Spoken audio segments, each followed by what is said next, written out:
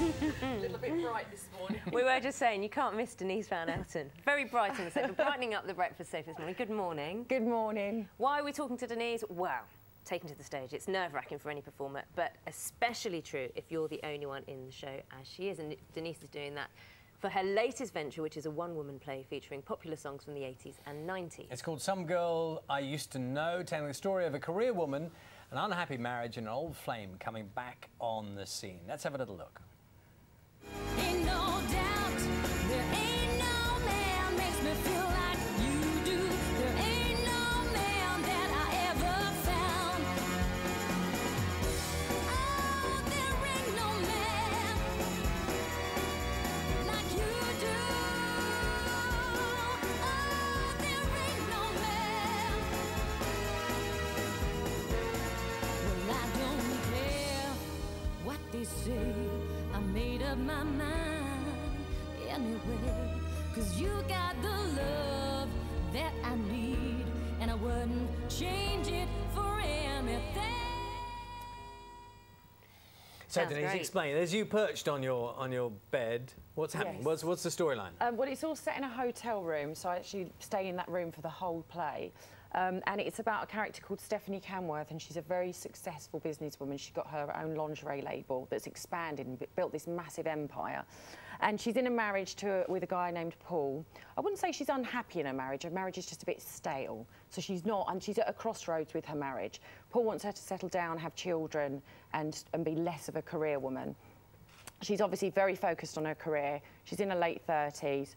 She's on a business trip, and while she's staying in the hotel room, she's there for a launch of one of her label, for one of her items. She gets a message on Facebook from a love from her past, who was like her first big proper love when she was younger, saying that he's heard that she's in town, because she's kind of become a little bit of a minor celebrity. So are you addressing the audience? I'm talking to the audience. They're with Okay. me on this. So as soon as I step onto the stage, I talk to the audience. It's funny. I say something that's quite humorous, that they get the joke. And from that moment, it's me and them on this journey of this woman's life. And it's all about relationships, love. It's about reminiscing about her past. And it's something that is for all women in the audience can relate to it. You co-wrote this, didn't you? Yes. And so, inevitably, the critics have had a look and said, how much of this is your life? Yeah. Well, do you know what? I had a lot of stories, funny things that have happened to me over the years that I wanted to write and put into something, but I thought it is kind of easier to have that mask and be a character. And also I could do more with it then, because I can kind of, some of it's fictional, so I can just add more to it, elaborate on the stories a little bit more. So yeah, there's definitely a lot of me in it. I think the emotional side of it, when people come and see it, it's quite touching. I mean, as much as it's funny, there are a lot of moments in it. There's a little bit of a twist in the second act.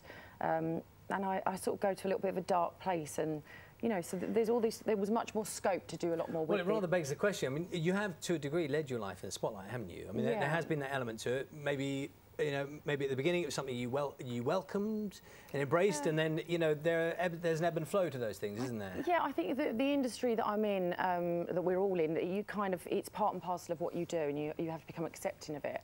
But it is when there are personal situations you don't particularly want to talk about, you don't want to walk out your front door and have paparazzi there, sometimes you're faced with it. I've put all of this in the play.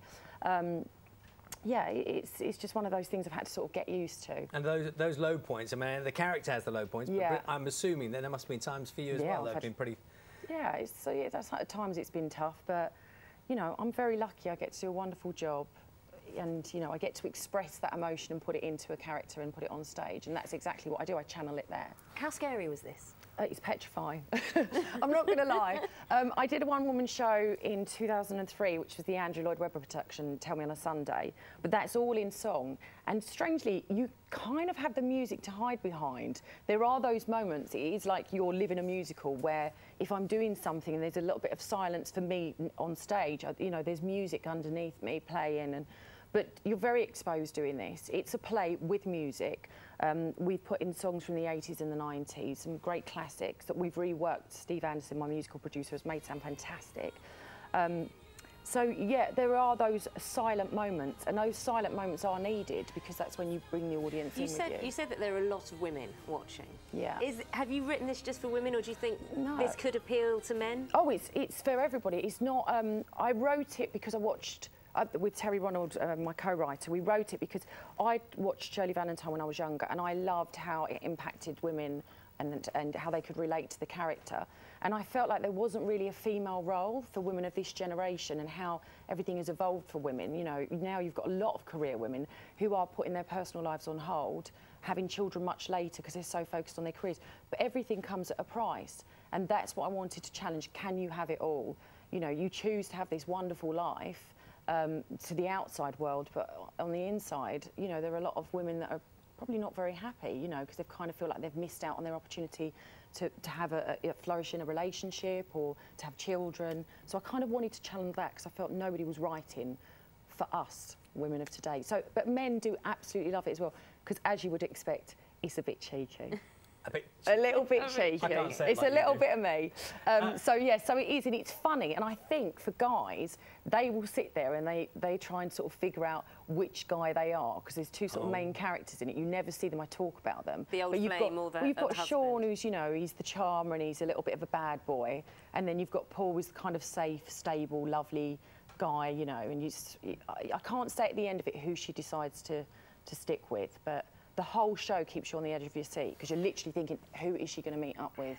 Who's going to come into that hotel room at the end? What's it like being on television in the morning again? Yeah. What's it like? Oh, are you do you know what? It's lovely to be on the sofa with you.